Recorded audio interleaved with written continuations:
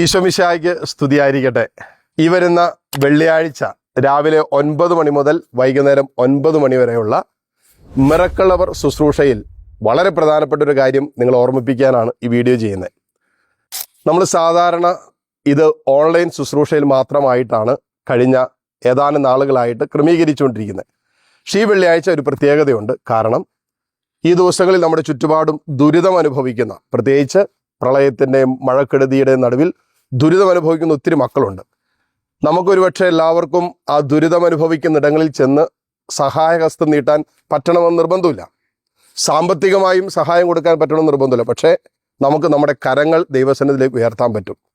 നമ്മുടെ സഹോദരങ്ങൾ യുദ്ധം ചെയ്യുന്ന സമയത്ത്, ജീവിതത്തിന് വേണ്ടി യുദ്ധം ചെയ്തുകൊണ്ടിരിക്കുമ്പോൾ, വചനത്തിൽ കാണുന്ന പോലെ മോശ ദൈവസന്നിധിയിൽ ജോഷുവ യുദ്ധം ചെയ്തപ്പോൾ കരമുയർത്തി പ്രാർത്ഥിച്ചതുപോലെ നമുക്ക് ഒരുമിച്ച് 12 മണിക്കൂർ സമയം, പ്രത്യേകിച്ച് കേരളക്കരയ്ക്ക് വേണ്ടി പ്രാർത്ഥിക്കുന്ന ദിവസമാണ് ഈ വരുന്ന വെള്ളിയാഴ്ച. നിങ്ങൾ പ്രത്യേകം ക്ഷണിക്കുകയാണ്. ഓൺലൈനിലായിട്ടും ഓഫ്ലൈനായിട്ടും ഈ ഭവനത്തിൽ വന്നിരുന്ന് ഏതാനും മണിക്കൂറെങ്കിലും ദിവ്യകാരുണ്യത്തിൻ്റെ മുമ്പിൽ ഇരുന്ന് പ്രാർത്ഥിക്കാൻ പറ്റുമെങ്കിൽ നിങ്ങൾക്കത് ചെയ്യാവുന്നതാണ്. നമ്മൾ ഒരുമിച്ച് കരം കോർക്കാൻ പോവാം. ലോകത്തിൻ്റെ എല്ലാ കോണുകളിൽ നിന്നും അനേകായിരങ്ങൾ ഒരുമിച്ച് ചേർന്ന് ദൈവത്തെ വിളിച്ച് ദൈവത്തെ ആരാധിക്കുമ്പോൾ നിശ്ചയമായും കർത്താവിൻ്റെ അത്ഭുതകരമായ സംരക്ഷണം നമുക്ക് അനുഭവിക്കാൻ പറ്റും. അതുകൊണ്ട് രാവിലെ 9 മണിക്ക് നമ്മുടെ ഈ ശുശ്രൂഷ ആരംഭിക്കും. വൈകുന്നേരം 9 മണി വരെയാണ് ഈ ശുശ്രൂഷ.